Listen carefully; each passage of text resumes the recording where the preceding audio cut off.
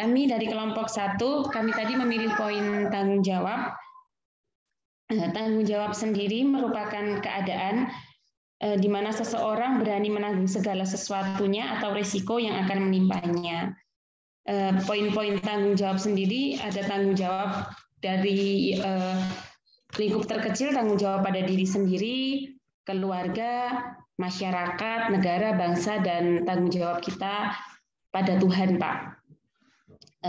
Untuk tanggung jawab pada diri sendiri atau pribadi ini, misalnya kita jalan itu gimana caranya biar kita tetap bisa tengok kanan kiri, tapi kita tetap waspada jalannya biar tidak terosok. Kalau misal sakit sebagai wujud tanggung jawab karena kelalaian kita pribadi, ya kita berusaha istirahat di rumah misalnya gitu. Tanggung jawab keluarga di dalam keluarga sebagai dalam keluarga, misalnya kita harus tetap menjaga kerukunan antar keluarga. Misalnya dalam keluarga kita punya saudara beberapa orang nih, kita bikin peraturan di keluarga. Oh, si A ini anak yang nomor 1 mengerjakan tugas yang ini, anak nomor 2 mengerjakan tugas yang ini. Kita harus patuh dan menjalankan tanggung jawab apa yang sudah menjadi tanggung jawab kita dalam keluarga. Tanggung jawab kita sebagai anak, kita harus menghormati orang tua. Terus misalnya kita sebagai orang yang sudah jadi orang tua, tanggung jawab kita misalnya sebagai saya pribadi, sebagai ibu, ya saya bertanggung jawab atas pendidikan anak saya, seperti itu, Pak. Hal-hal seperti itu bisa dilakukan agar kita ini poin-poin penting juga. Ada yang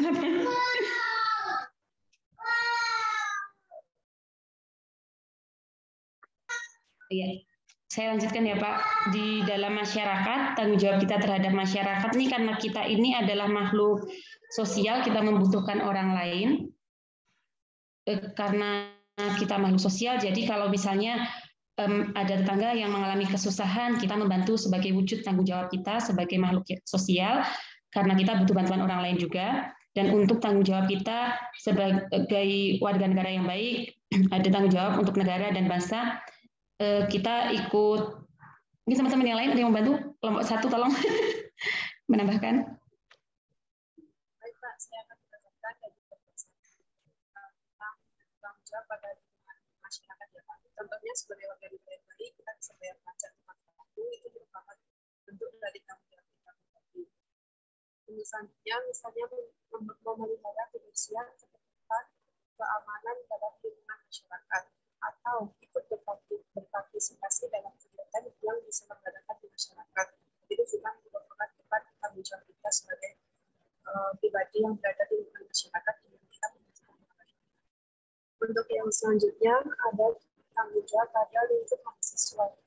Sebagai mahasiswa yang baik mengerjakan tugas dengan tepat waktu merupakan salah satu upaya kita dalam tanggung jawab untuk konteks korupsi waktu, di mana jika kita mengerjakan tugas tepat waktu, berarti kan kita tidak melakukan korupsi waktu. Yang selanjutnya adalah hal ikut absen, misalnya dalam ikut absen ini kita harus bisa, mungkin Mbak Melisa dibantu. Baik, sedikit menambahkan, intinya nilai tanggung jawab dalam 9 nilai anti korupsi ini melatih kita dalam melaksanakan tanggung jawab secara penuh atau amanah.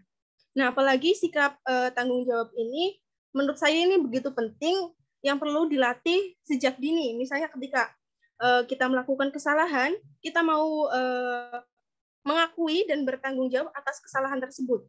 Sehingga nantinya ketika kita sudah dewasa, kita bisa dapat selalu menjadi orang yang tidak lepas tangan dalam melaksanakan dan menjalankan amanah, baik itu dari jabatan, perintah, ataupun kewajiban.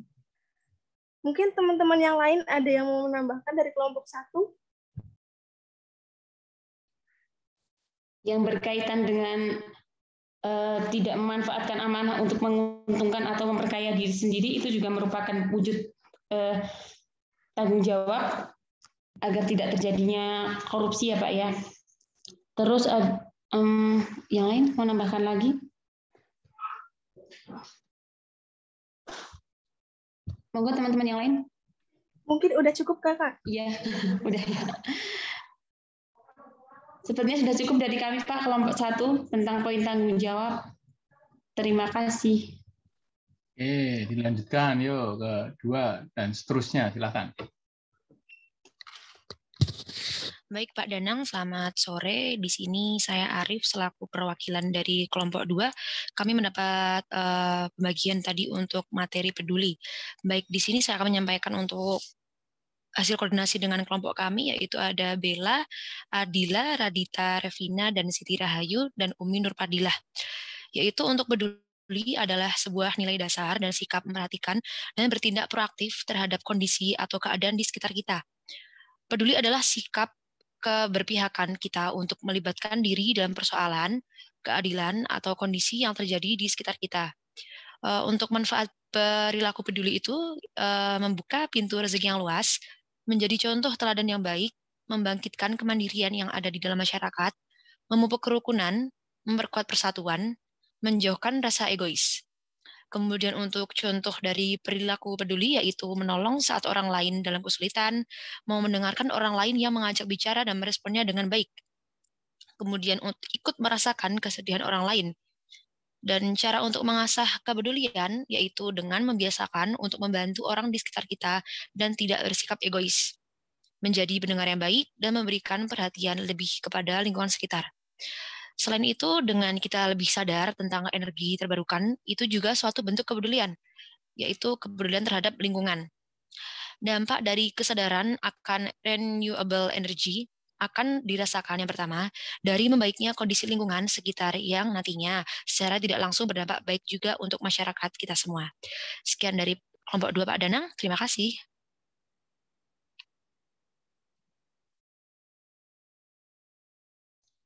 Lanjut terus berikutnya.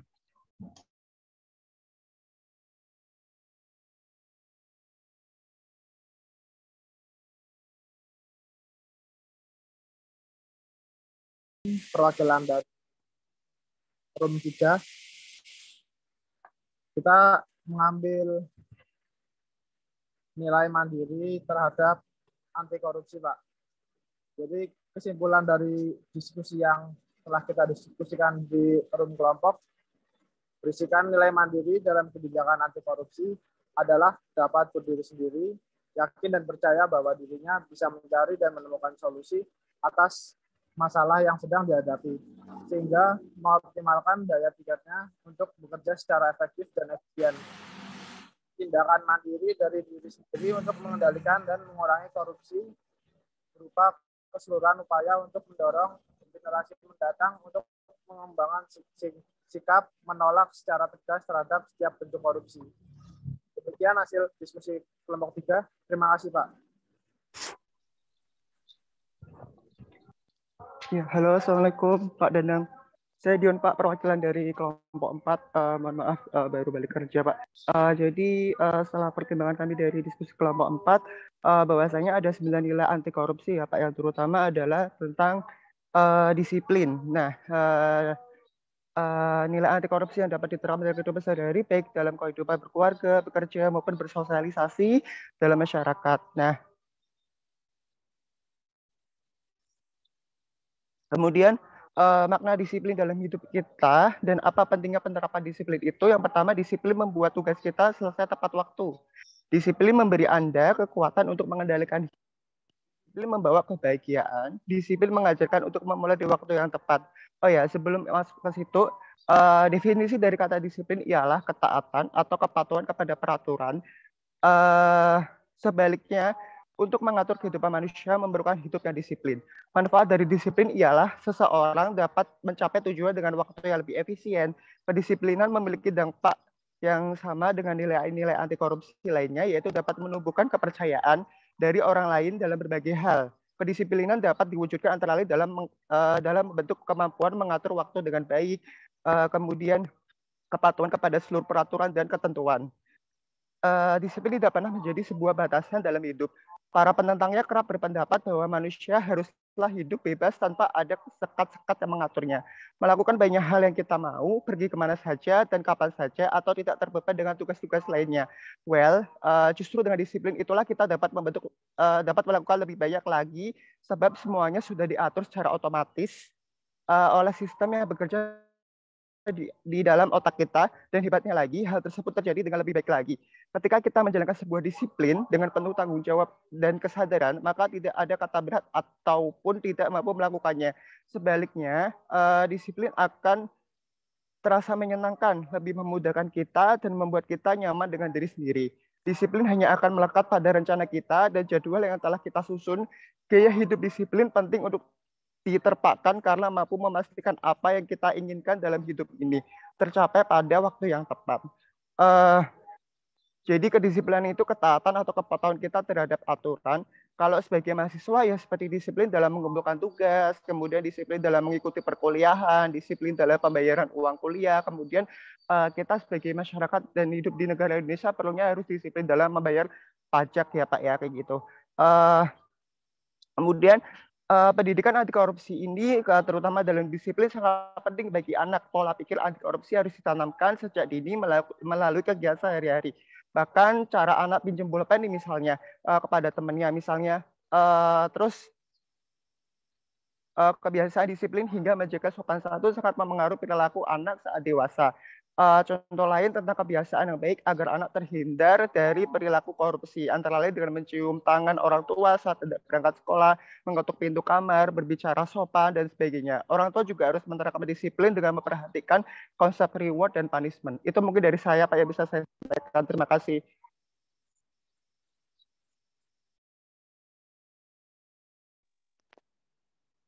Baik, selanjutnya kami dari kelompok 5 akan menjelaskan tentang nilai anti korupsi, yaitu bertanggung jawab, di mana kami berdiskusi dengan teman-teman semua bahwa didapatkan untuk pembentukan atau penerapan nilai bertanggung jawab terhadap pendidikan anti korupsi, yaitu dengan berlatih memenuhi tugas atau tanggung jawab baik sebagai mahasiswa berarti di perkuliahan ataupun lingkungan masyarakat gitu. Kalau di masyarakat mungkin lebih kepada hal sepele, mungkin kalau misalkan kita sebagai muslim pasti kan memenuhi tanggung jawabnya untuk menunaikan sholat 5 waktu gitu. Itu salah satu bentuk tanggung jawab untuk terus dilatih gitu kan ya. Nah, selanjutnya yang kedua adalah menepati setiap perkataan yang diucapkan. Di mana hal ini sangatlah mungkin sepele, di mana seringkali berucap tapi tidak menepati.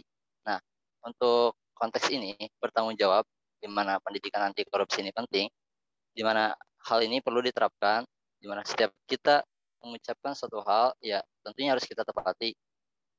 Banyak contohnya, seperti halnya contoh tentang akan datang atau tidak gitu. Ternyata padahal diundang gitu, tapi tidak datang gitu kan. Ataupun banyak hal lainnya, itu kan salah satu bentuk pertanggungjawaban kita untuk terus dilatih. Lalu selanjutnya ada mencoba datang tepat waktu.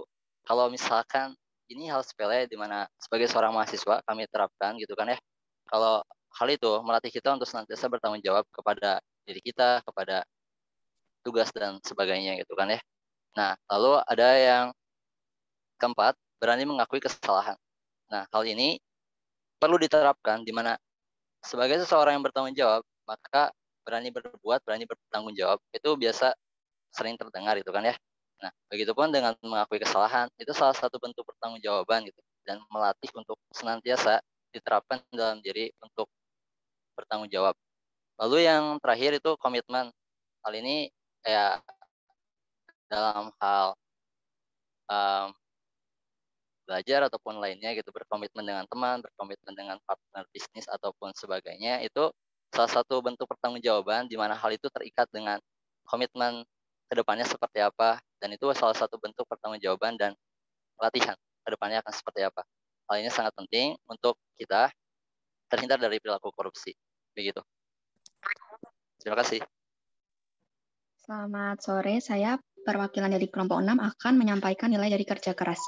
Kerja keras merupakan kegiatan yang dikerjakan secara sungguh-sungguh tanpa mengenal lelah atau berhenti sebelum target yang kita ingin tercapai. Pekerja keras juga selalu mengutamakan atau memperhatikan kepuasan hasil pada kegiatan yang dilakukan.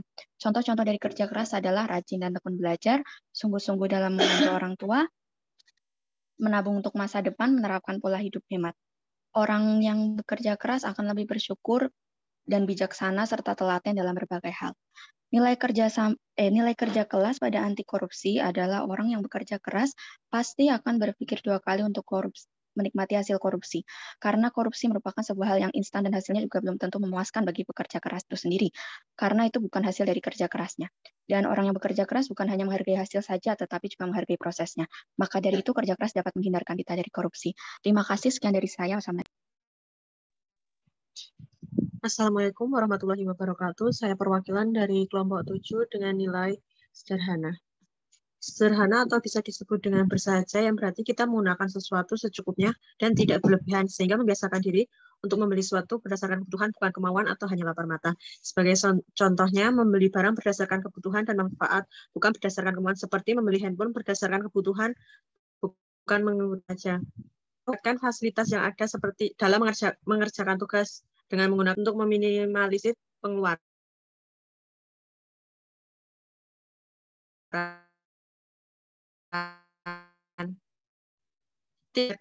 Kekayaan. Jadi, nilai sederhana sebagai salah satu nilai penting dalam anti korupsi karena dengan kita hidup tanpa perlu takut mengikuti gengsi, karena kegengsian merupakan salah satu pemicu atau dorongan dalam melakukan korupsi, karena korupsi diakibatkan ingin mengikuti gaya mewah atau tren-tren yang sedang marak saja. Jadi karena hal itu di luar kemampuan kita menjadi pemilik 7. Ada yang mau ingin menambahkan? Baik, Mbak Nabila, saya menambahkan sedikit tadi kaitannya dengan sederhana. Di sini sederhana bukan rumah makan Padang ya, yang teman-temannya banyak lauknya di sana. Tadi sudah disebutkan contohnya, dalam contoh kehidupan sehari-hari misalnya dari dalam rumah sendiri.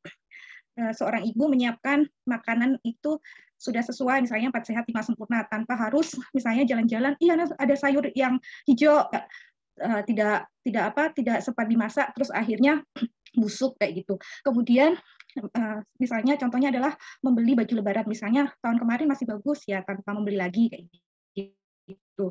Kemudian di dalam satu rumah itu lebih dari satu. Nah ini kita cukup satu saja atau sesuai dengan kebutuhan. Kemudian sepeda motor atau yang lainnya. Kemudian mengajarkan anak untuk menabung. Dari situ kita juga akan lebih hemat. Kemudian ada satu lagi misalnya membeli televisi. Biasanya di dalam satu rumah itu lebih dari satu. Itu dari kelompok 7. Mungkin ada tambahan lagi.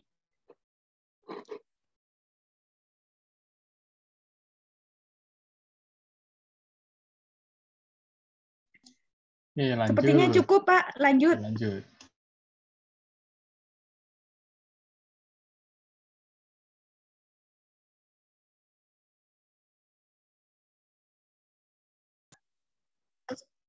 Assalamualaikum warahmatullahi wabarakatuh. Kami dari perwakilan kelompok 8 tentang keadilan. Adil di sini menurut kami adalah ketika kita berada di tengah-tengah, maksudnya tidak sewenang-wenangnya kepada sesama, tidak berpihak pada satu orang saja. Selain itu, adil di sini juga dimaksudkan ke dalam suatu sikap atau perilaku yang tidak mengandung diskriminasi atau ketidakjujuran. Kita sebagai mahasiswa berdiskusi pada suatu kelompok harus bersikap adil dalam pembagian tugas dan yang harus kita lakukan itu harus rata. Tidak ada yang dibeda-bedakan. Dalam rumah sendiri juga adil dimaksudkan saat kita menjadi seorang orang tua, kita memberikan uang kepada anak kita yang mau bersekolah itu sama rata. Kalau mungkin pada tingkatannya SD ya SMK juga menyesuaikan kepada kebutuhan anak tersebut. Jadi adil di sini sangat penting sekali kaitannya kepada perilaku untuk menghindari korupsi. Adil juga menuntut kita untuk selalu bersikap jujur dan tidak sewenang-wenang, juga tidak memihak salah satu.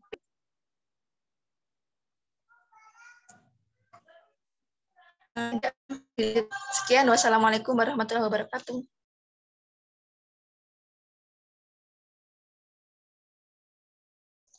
Yo, 9.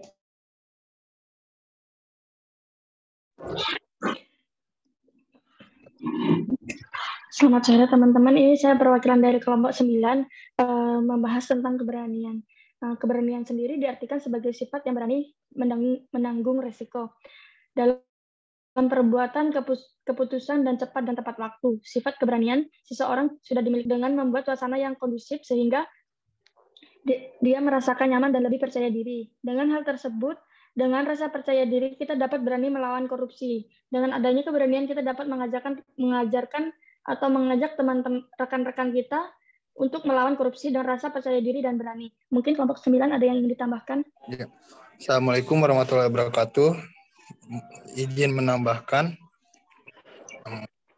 nah, kebanyakan orang itu mengartikan bahwa orang yang berani itu tidak mempunyai rasa ketakutan, tetapi bahwa sebenarnya orang yang berani itu mempunyai rasa ketakutan, tetapi dia tidak membiarkan rasa takut itu mengalahkan diri kita sendiri. Justru orang yang tidak mempunyai rasa takut itu adalah orang yang bodoh, seperti orang yang korupsi. Dia tidak takut akan siksaan kubur mungkin. Dan oleh karena itu, berani hanya ada jika kita benar. Dan keberanian itu muncul dari diri kita sendiri dan didorong oleh cita-cita atau motivasi dalam diri kita sendiri. Mungkin ada yang mau menambahkan dari kelompok 9?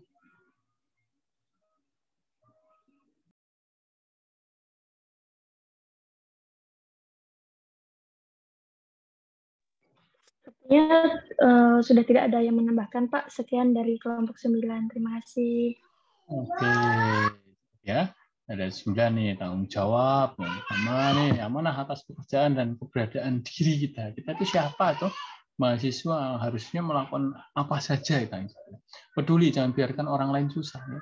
Tanyakan kepada teman kita apa yang bisa kita bantu. Jangan sampai orang lain merengek-rengek pada kita. Ya. Mandiri, jangan tergantung pada orang lain. Kalau kita bisa melakukan itu, ya ngapain harus menunggu orang lain melakukannya dulu. Gitu ya. Kemudian disiplin, lakukan hal benar yang meski tidak diawasi. Ya, tidak diawasi. Ya. Komitmen terhadap kinerja baik. Ya. Kemudian kerja keras ada. Oke ya. Keras ya, proses menuju hasil terbaiknya, berupaya lagi, berusaha lagi, gagal coba lagi, namanya keras ya, supaya apa, hasilnya terbaik ya. Tapi kerja keras ini basisnya adalah proses, bukan semata-mata yang penting hasil gitu, tapi ada prosesnya. Karena kalau tidak memandang proses, tahu-tahu kaya tapi hasil nyuri misalnya, atau hasil berbuat curang, tapi kita berproses, oh kaya karena bekerja. Kemudian sederhana ya, jangan mudah lapar mata gitu ya. Nggak perlu harus mewah, kalau kita punya baju masih bisa digunakan, dirapikan, setrika digunakan masih bisa. Terus ya, adil, jangan diskriminatif ya. Lakukan yang terbaik pada siapapun, jangan memandang ini karena siapa, ini apa, latar belakang dan lain sebagainya.